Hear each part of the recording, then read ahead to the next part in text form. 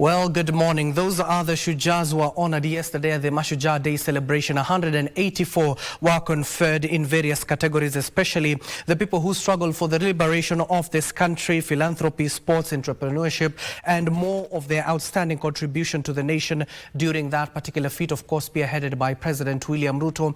Also, another shujaa who has recently been laid to rest, that is the former Premier Raila Odinga. And remember that today is the last day of the mourning period that was proclaimed by President William Ruto. Today is day 7 of the morning since we received that tragic news that the ODM leader Raila Odinga is no more. He was laid to rest at his Bondo in Siaya County home. And of course, many leaders are still trekking in and visiting Opoda Farm, especially the Odingas who are still in and around that particular vicinity to continue with their mourning period. Also, we'll be keeping tabs on various other stories currently making headlines at this hour. Any moment from now, we'll be taking you to State House Nairobi, where President William Ruto will be hosting the President of Senegal, that is Bassirou Diomaye, who is yesterday attending the Mashujaa Day celebration. Also, we're keeping a very close eye on Parliament, given that the Labour Parliamentary Committee will be vetting a Salary and Remuneration Commission member.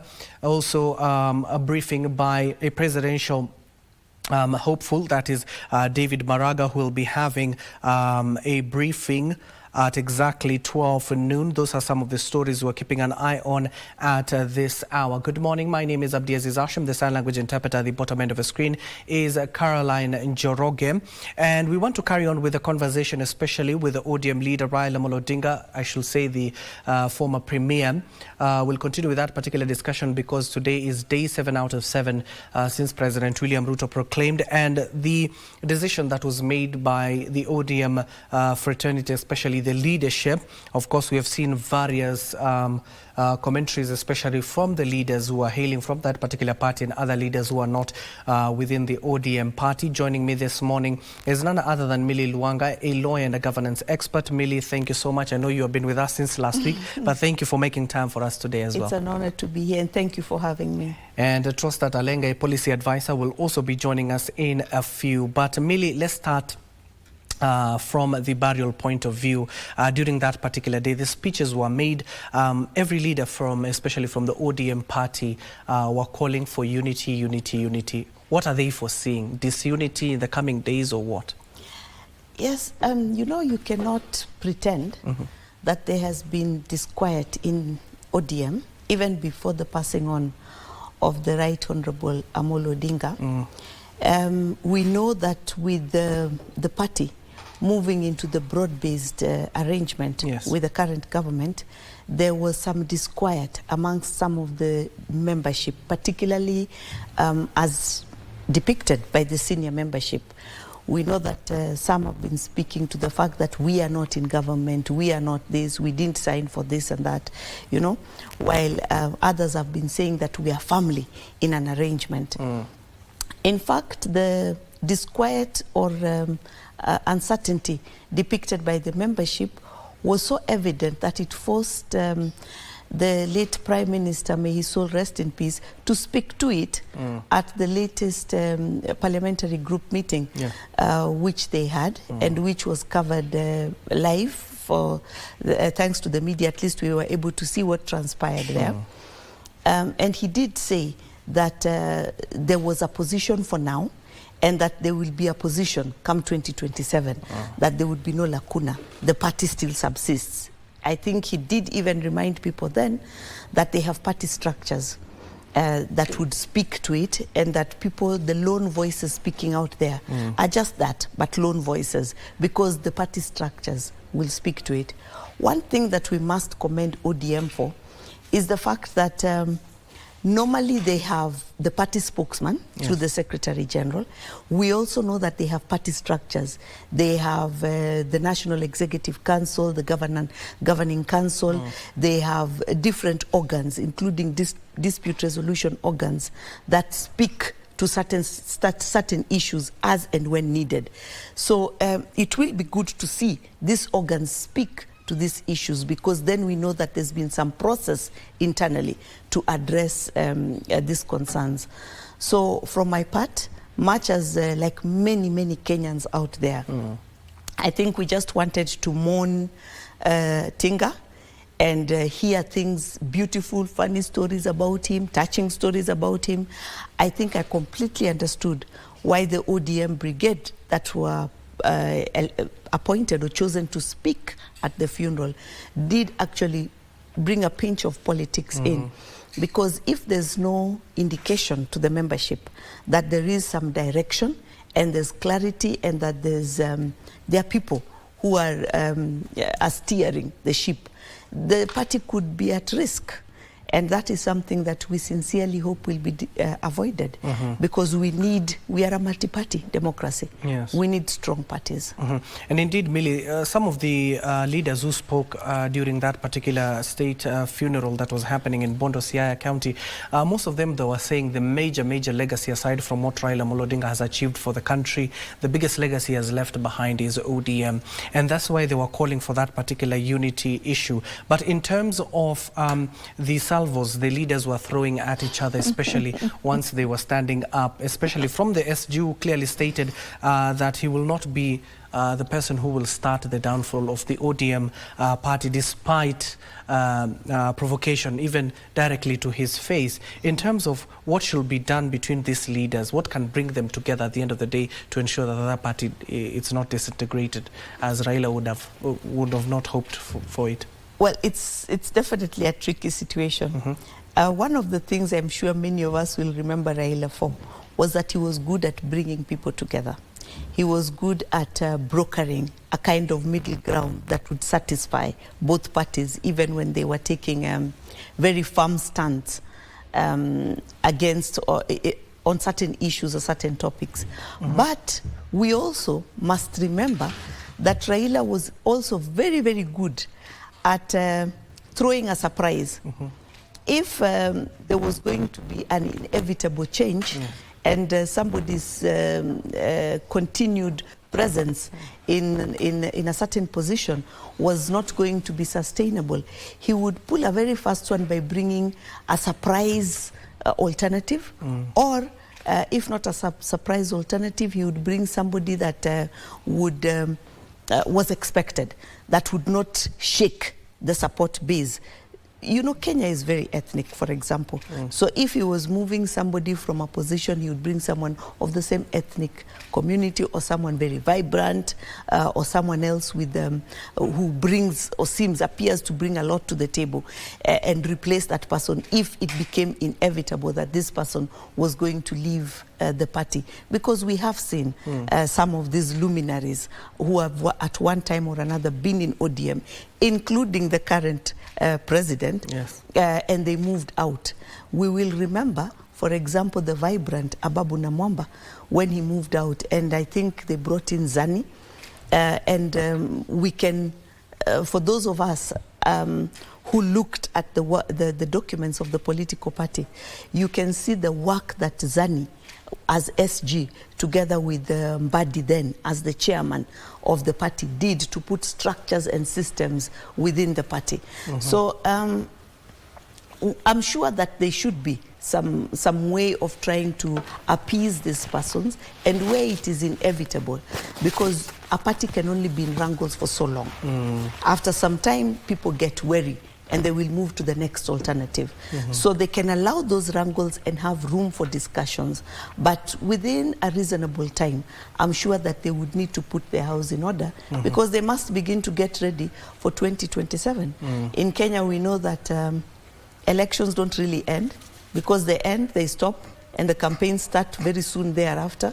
So it will be important for them to put their house in order as soon as is viable, without too much upheaval, if it is possible. And indeed, Alenga trusts that a policy advisor is also joining us. Alenga, thank you so much for making time for us this morning. We are discussing the future of ODM here. Leaders have even accused journalists of speaking ill of the ODM party, but we see how the leaders are speaking at the end of the day. Should we not be drawing conclusions to that effect? But the more interesting thing that was said during the burial of the ODM leader Raila Odinga, especially from the deputy party leaders like the likes of Abdul Samad Sharif Nasir, come 2027, we will either form the government or we will be in the government. What do we read into that?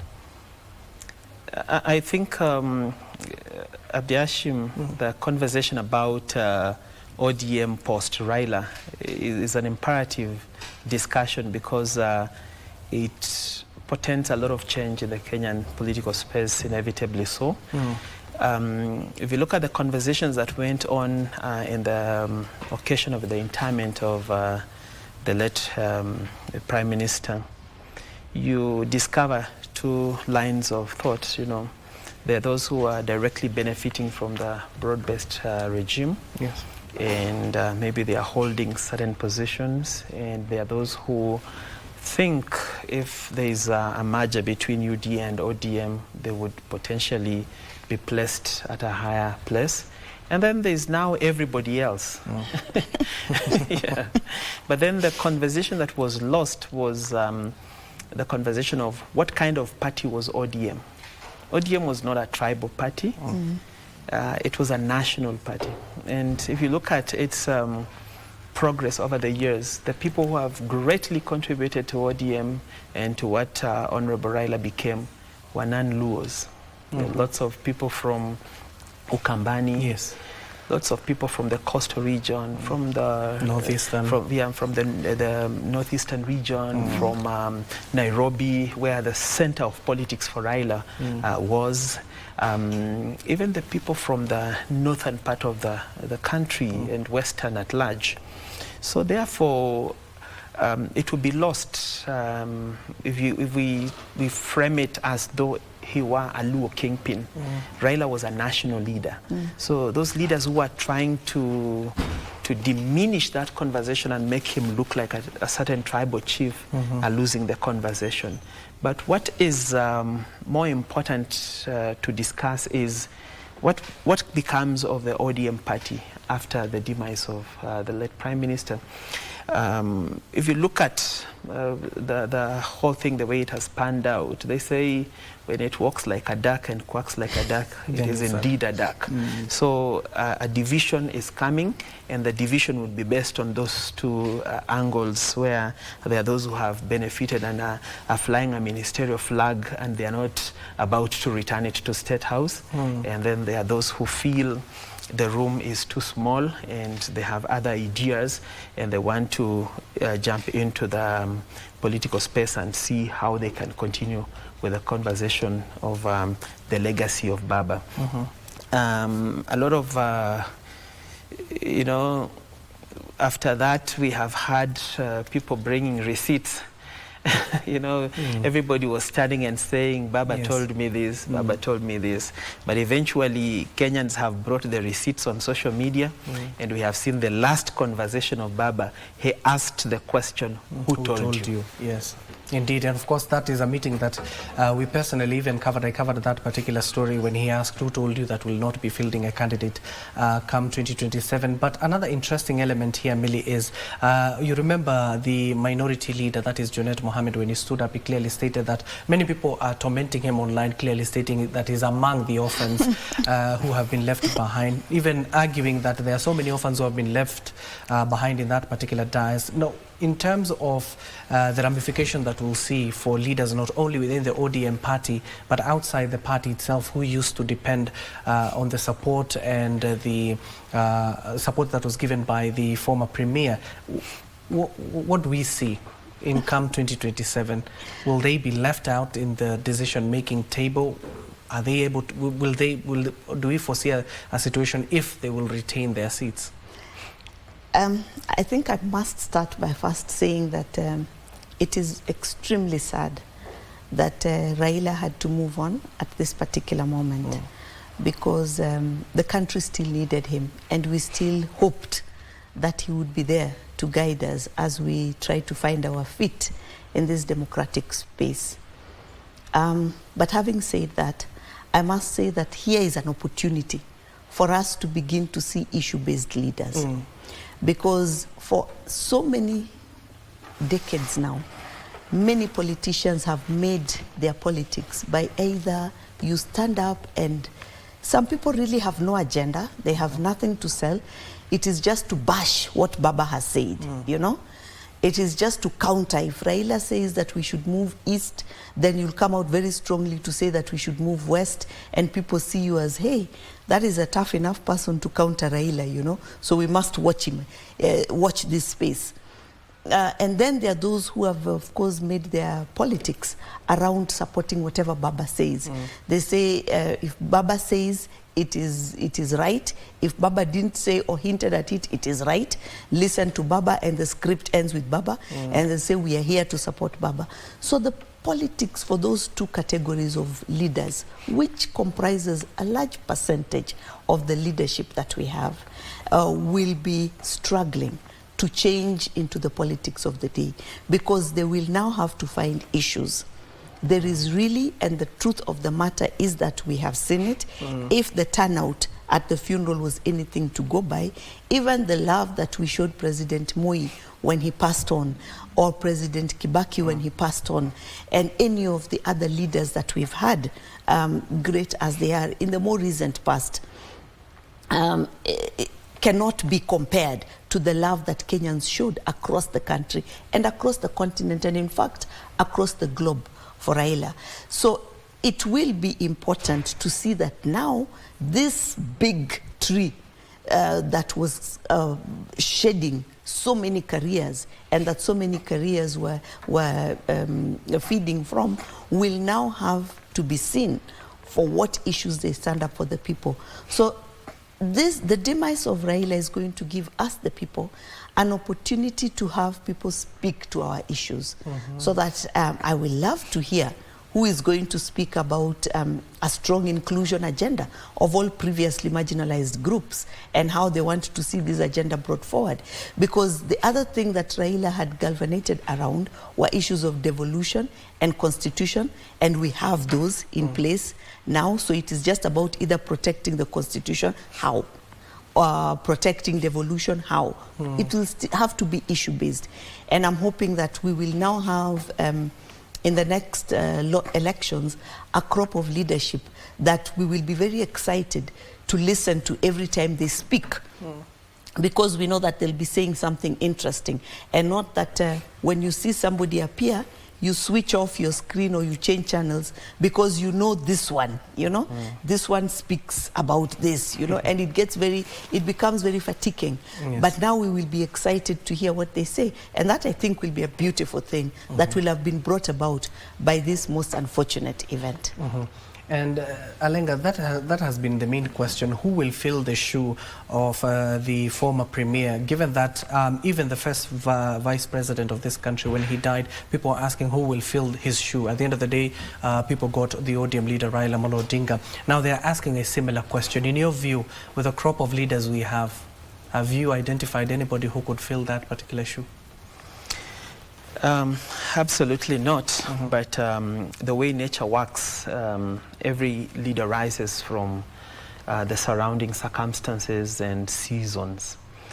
When we had Raila Odinga as a politician in this country, he was a blessing to the nation because he had a very unique type of politics. I could say Raila is one person who knew where to push and where to relax, where to talk, where to keep quiet, where to fight, where to cease fire. Those are very serious issues that most of our politicians do not have, because they want to fight every day. Whether they are winning or they are losing, they have to be seen fighting. And when you look at the causes they fight for, are usually selfish causes or causes aligned to certain persons. So therefore, the demise of Raila opens, it's like the biblical moment when Christ died and the curtains in the temple were strewn into two pieces, and everyone could go ahead and seek the Lord on their own. So this moment comes when now the space is empty. Those who are complaining that Raila is ensuring that their stars do not shine now have the whole universe for themselves. Those who felt their alternative views were not having a space and place to thrive, especially in Luo Nyanza, now have somewhere to begin from. In as much as Raila did a lot of things, his presence was offered a certain canopy that ensured that maybe youthful leadership, alternative views, and alternative thinking was not entertained, because Raila himself as a person, he loved people who did not just agree for the sake of agreeing. He loved disruptors, he loved courageous people, but the people around him thought differently, so that when you would do that which Raila in himself as a person loved, they would think you are now going against Baba and you need to be punished. So now that moment has gone away. Remember when we had Sifuna speaking strongly and vehemently about things he did not like about the broad-based arrangement. Yes. Baba was the first person to say, let Sifuna speak, because in Sifuna, Baba could see his younger self, the younger self that could not agree in 1994 with Wamalwa Kijana, the younger self in him that resigned as MP for Langata constituency, becoming the first politician in this country to ever resign and seek mandate of the people afresh. You know, he was seeing that in him. So then I think we need to watch the space, and leaders arise from every corner. There is no clear format in how you replace someone.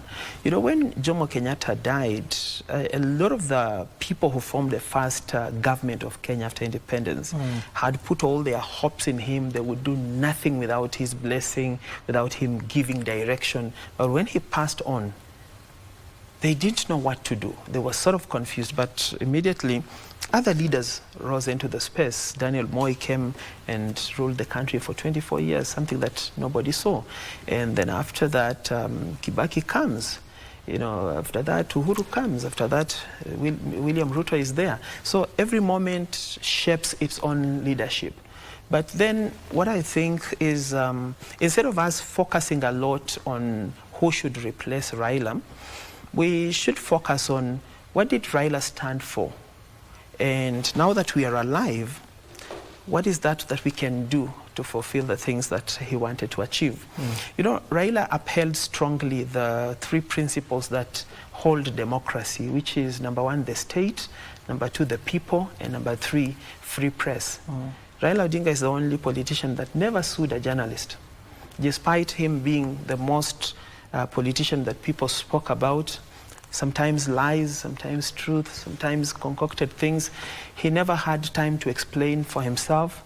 When people said he does not even have an education, he didn't explain it himself. When people said he tried to topple the government in 1982, he never explained himself on a lot of these things because he had serious things to do. But then, also the legacy of Raila does not go away when we don't debunk certain myths, because there are narratives that were told over a long period of time, and they consumed the entire face of Raila, so that we looked at him just like the story of the six blind men and the elephant. Yeah, you know, like a story is told of Raila trying to topple the regime of Moi in 1982. But if you look at it factually, in 1982, Raila was 37 years old. He had no job. He was not in the military. He was not a government official. So how could he order the army to topple the government? So such narratives have been told over a long period of time until we reach a place where we think it's true. But the man's legacy must be left to stand as it is. History must be upheld in the right sense of it, so that we don't, we don't twist the history of this country to fit our perceptions. And indeed, Millie, that what Alenga is saying is the truth. But one important thing was that was coming out of that particular funeral itself. People were saying, why not listen to what the supporters want? But rarely we do see politicians listening to what the populace want. Do you think this now, in honor of Raila Amolo Odinga, they will listen to what the supporters want, or which way they want that particular party to be taken?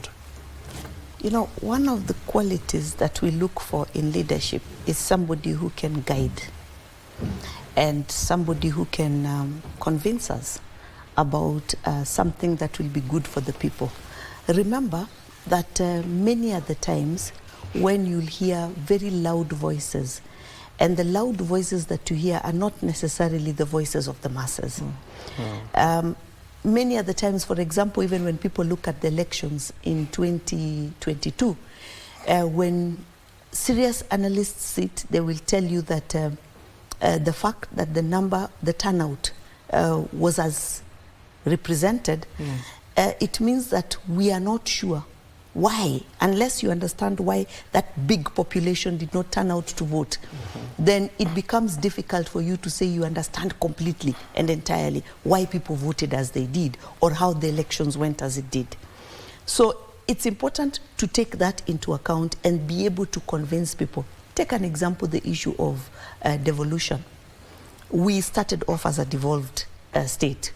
Most of us who are history students know that. Those of us who don't know, I've had that said to them, so they know, they've had it. Then we went to a single party state. Now, when it came to the issue of going back to devolution, it was mostly a Raila agenda. And it was so bedeviled with mystic and negativity that anytime you spoke like devolution was a good thing, you sounded like a radical, a dissident. You'd whisper it, it was something you'd say in a Makwenya. You know, you're a person who is not for the unity of this country. But he consistently talked to it and talked to the agenda until this agenda that many people did not think was good for them was embraced by a big percentage of the country, and now is protected by almost everybody. And even now, as we get frustrated with devolution as it presents, people say, well, we can discuss devolution, but not to remove it, to make it better. Do we reduce the number of counties? Do we change this and that? But devolution must stay. It's not about doing away with devolution, it's a new agenda. Now, I'm going into this long example because listening to the voices, it is so easy when I start saying today, look at the Finance Bill 2024. Initially, there were good parts of that bill, and we have subsequently seen members of private sector come out and say, these were our proposals in the 2024 bill that failed. You know, some of these were our proposals, and we thought if this passed, it would have made this country better. But there were those bad clauses which we all agree within that bill. Now, the voices that were making so much noise about this being a bad bill were too loud for the voices that were saying, protect my good clause, you know, protect this and that. Those of us who would want to remember will remember that Azimio had a lot of amendments that they wanted to bring to the bill, but they decided to withdraw them at the last minute because they felt the mood of the country was different and was not for the bill at all. So sometimes listening, then later on we come back and the private sector tells us we lost some good things that would have moved the economic agenda or the economy agenda forward had this passed in the 2024 bill. So we lost that agenda because of listening to the masses. So we need leadership. We need leadership that will not be guided by the futility of loud voices amongst us. We'll listen to the loud voices and also the quiet voices, and we'll be able to sift this and be able to guide us in telling us that this is the right way forward. Even the Raila that we are still mourning, today being the last official day, did not always go with the side of the voices. Many people said, do not go into broad-based. And they told him that. And he went round with his team to the country to listen to the various people and to explain to them what his thought was. And thereafter, when he made that decision, he then went out again of his way to explain to people why this was the best decision. We are looking for leadership right now. We are not looking for somebody who will lead the voices. We want somebody who will lead the nation and guide us into a direction that will take us where ultimately we all want to go. You may think that the best way to go will be round the mountain. I may think that the better way to go will be over the mountain. Someone else will think that let's dig a tunnel through the mountain. We need somebody who's going to tell us why the best way is perhaps with a chopper that will lift us up, where all the three avenues that we are proposing will not work in this circumstance. And I hope that the fact that Raila tried to leave a strong political party with structures, that they will use those structures to be able to guide the following. Because if those numbers are anything to go by, ODM has got a lot of goodwill, and they should not lose that goodwill. And aside from the broad base itself, Alenga, we are talking about something that happened after the 2022 general election. Of course, the Azimio outfit led by Raila Odinga said that the elections did not go as they pleased. But at the end of the day, they came together with the ruling coalition, formed something called the NADCO.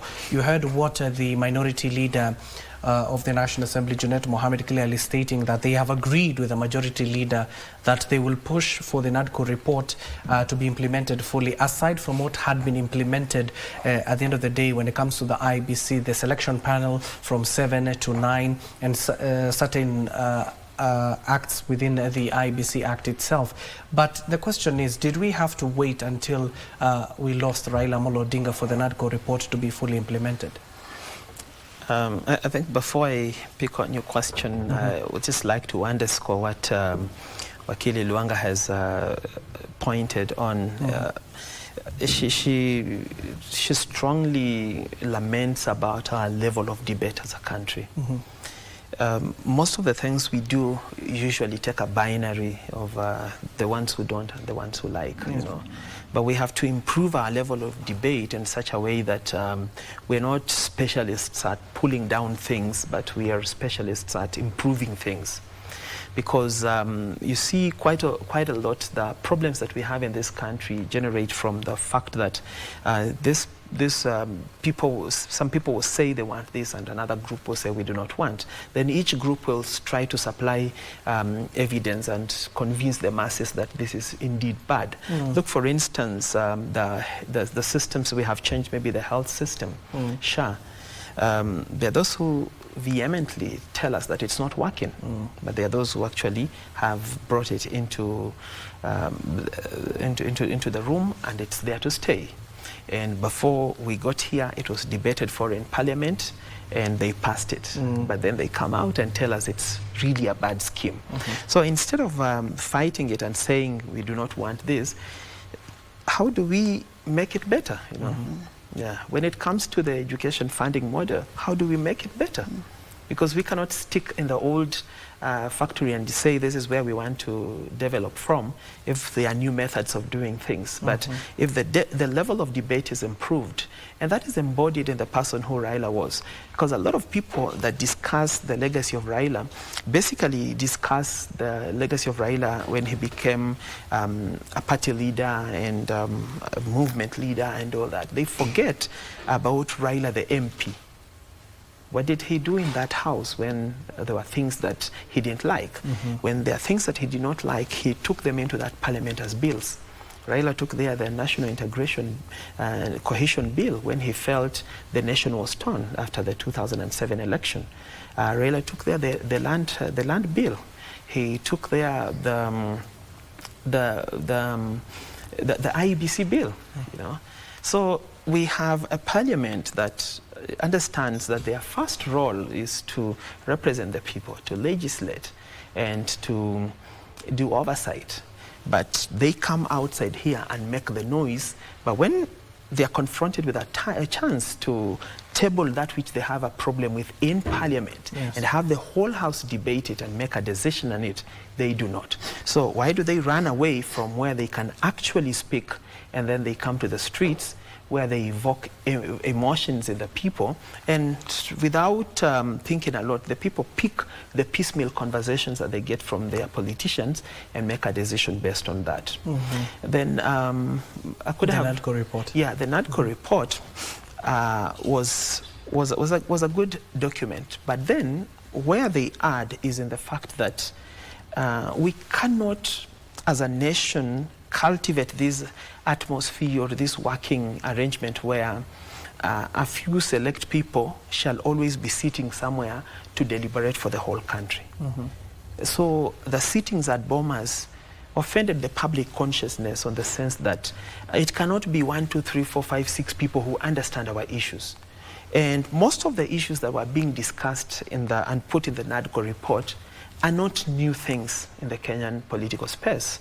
They are things that we all understand that they have to be done. Things like the two-third gender rule. It's not something that needs to be in the NADCO report when it is actually in the Constitution. Yes. It's the House that is supposed to find out how best do we implement the two-third gender rule. Things about improving the cost of living. These are things that have to be done at policy level. What is the Ministry of Agriculture doing? What incentives do we need to give them to produce more food? What do we need to open markets for our commodities? What do we need to do in terms of value addition for what we get down here? And how do we expand our regional markets? How do we expand our international markets? How do we fill the gap that AGOA has left, you know? So those are things that can be achieved at policy level without necessarily putting a political fingerprint on them. When they take a political direction, then people will start looking at who is saying it rather than what is being said. So that's where the conversation was lost. And I think going forward, the president knows the problems of this country. He does not even need an NADCO report. He just needs to work across board to fill those gaps. And once we have a government that is sensitive to the issues that are bedeviling this country, then we do not need any form of reports. So even as the leaders were pushing for the NADCO report, they could also just be pushing for the benefit of certain issues that were there that are benefiting the politicians. I take great exception with a clause that was calling for the office of the leader of opposition. No, we do not have to have an office of the leader of opposition being funded by the government. You know, where I come from, they say, whoever feeds you tethers you. So they will determine how far you can graze. So I think opposition politics in Kenya also needs to be revived so that after the election, we don't again look at the government. You see, that's what is happening. Somebody gets elected today, they are sworn in, 3 months down the line, they're saying, now I want to support the government. So you injure the expectations of the people who selected you on that particular ticket. And the party that becomes the opposition, we need to find out what happens in the next 5 years as you're in opposition politics. Look at developed states that have democracies that have endured years, like the United States of America. Right now, the Democrats lost power to the Republicans. What are the Democrats doing? You know, can we have these parties having structuralized think tanks, economic think tanks, political think tanks, social welfare think tanks, so that they inform their opposition of the government based on research, analysis, and data. But we have politicians who have specialized speaking in funerals for a whole 5 years. And indeed, that is the other argument that people are making online, given that Raila Odinga had already embodied the face of opposition in terms of what he was fighting for in this country. But we still have the Kalonzos, the Martha Karuas, now the Matiangis, the Maragas. Where do you place them now? I think that it's not fair to question where to place them, because they have been clearly and firmly presenting themselves as an alternative voice to the voice that is currently in governance.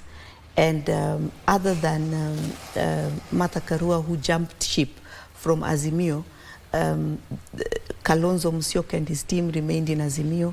Amongst Azimio still remains as a coalition of parties, and there are those parties that remained there and present as the minority.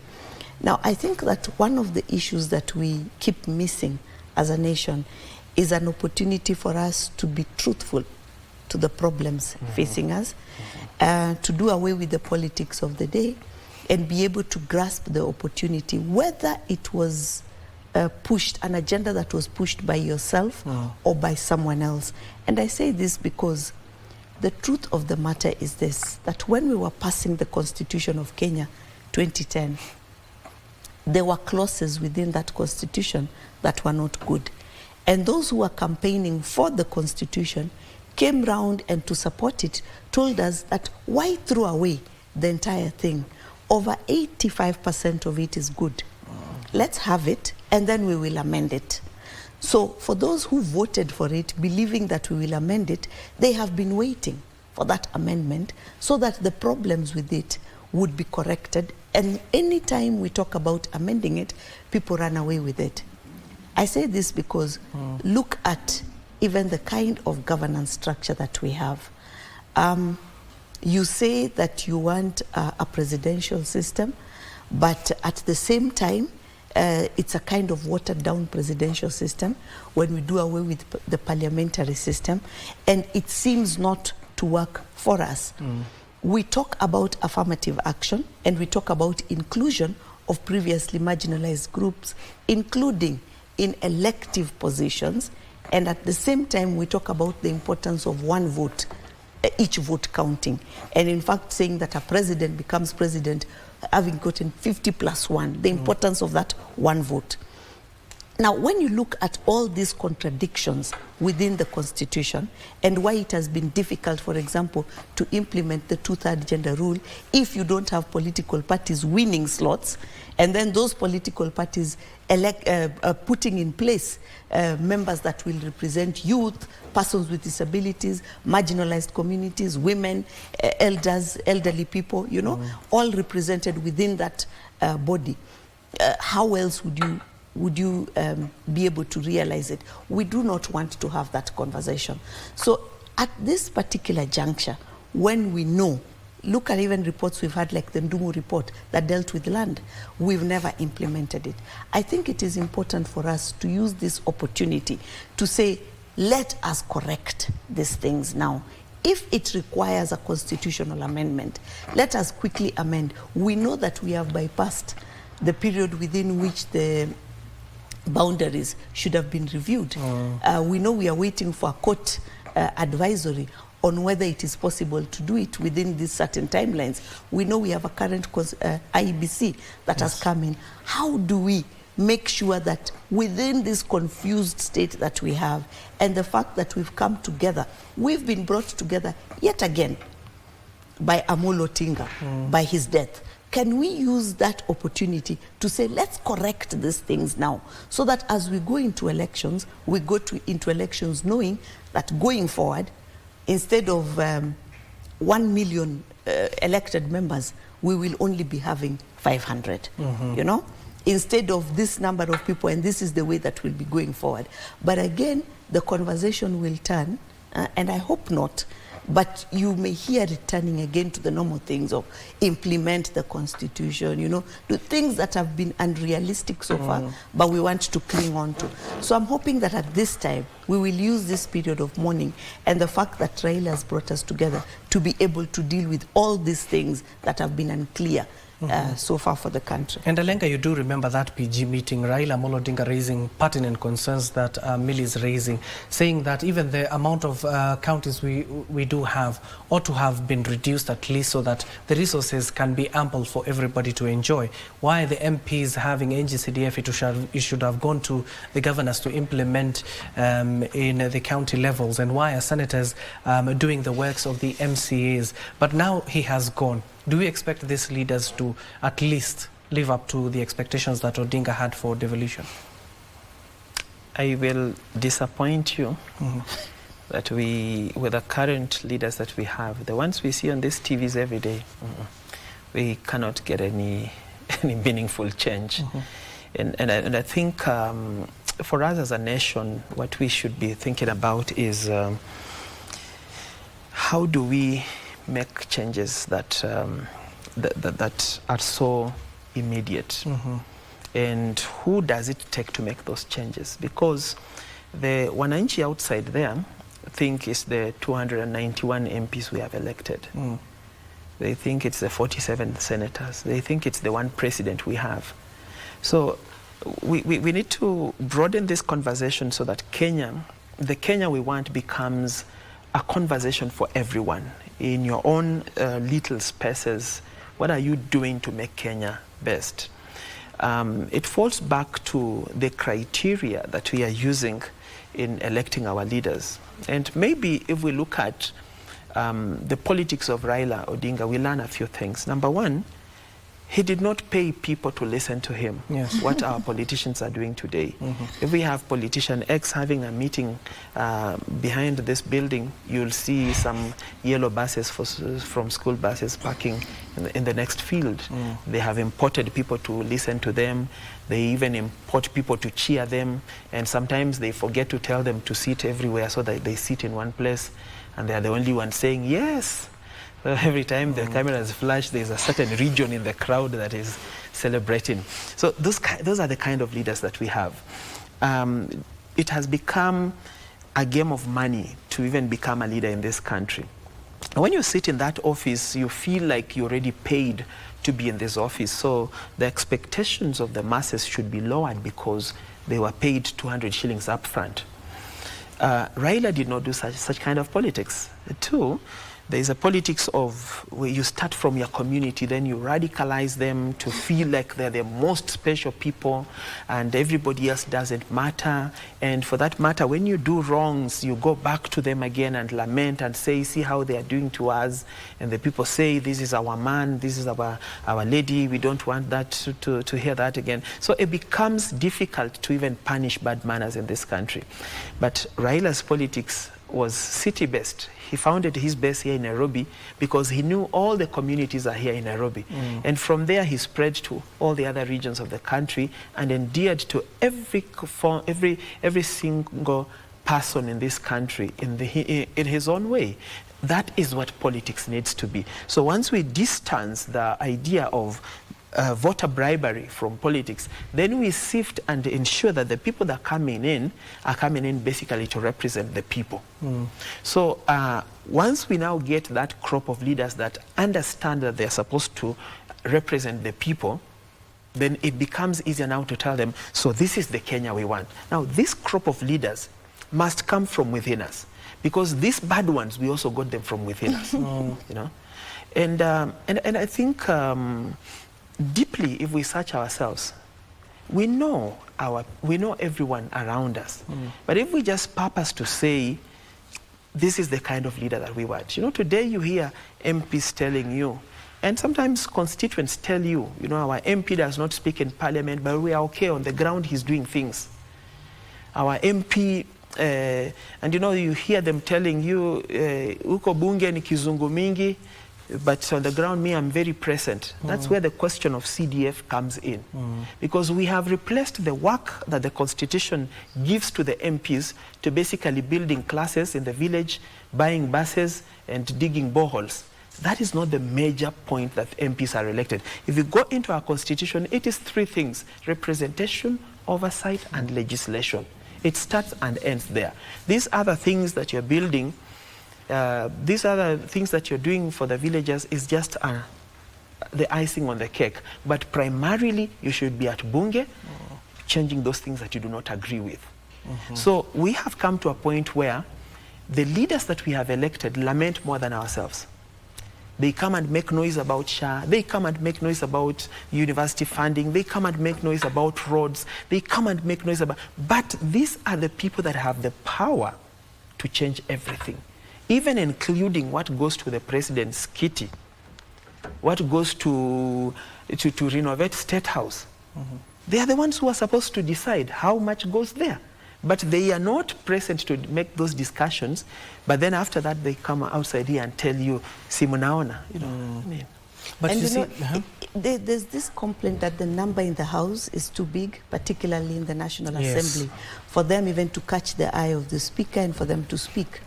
But if you do try to follow the parliamentary proceedings, thanks even to KBC that airs it every day when it is on, you will find that the numbers of people in the House are so few that if you were present, you would speak.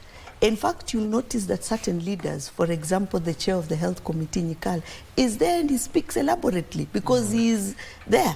He will therefore catch the speaker's eye, you know, amongst few other leaders.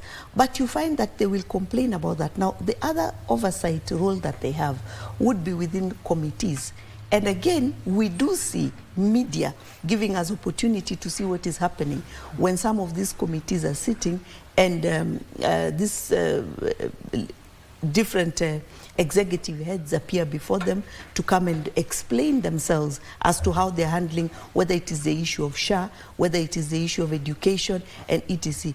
Again, you will look at this committee sitting and you find that the committee membership, the representation may not be full house, unless if it's perhaps a very hot, yes, a very hot issue. So the opportunities that they have to be able to execute these roles, they are not exhausting.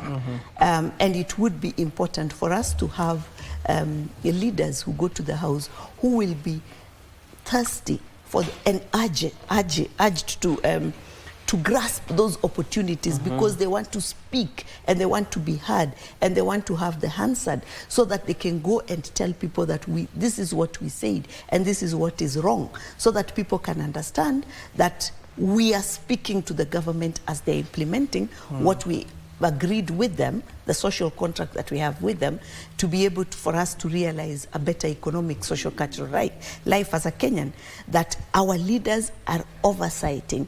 And where there's a problem, they are telling them that there's a problem. But even these avenues, we don't see them doing that. Yes. And we only have 2 minutes before we take our first commercial break. But Alenga, back to what you're clearly stating, because the question is, how did these leaders get there? It is us who placed them there. Are we conscious to the reality that we have in our governance structures? The leaders get there because, number one, the poverty that we have in this country is structuralized poverty. It's not that it's God-given, that he chose Kenya and he said, thou shalt be poor. There are certain systems that have ensured the distribution of the public resources is done in a very unfair manner. We brought in devolution to try and cure that, but still, you see, we give to the devolved functions, or devolved units, about 15% of our revenue that quite so often comes late, you know. So then the people in the village there do not have something to put on the table. So if you manage to steal money from wherever you can and come and give them, they would definitely vote for you because you have given them a meal for the day. Then also our leaders do not have the leadership in them. They do not have the level of debate.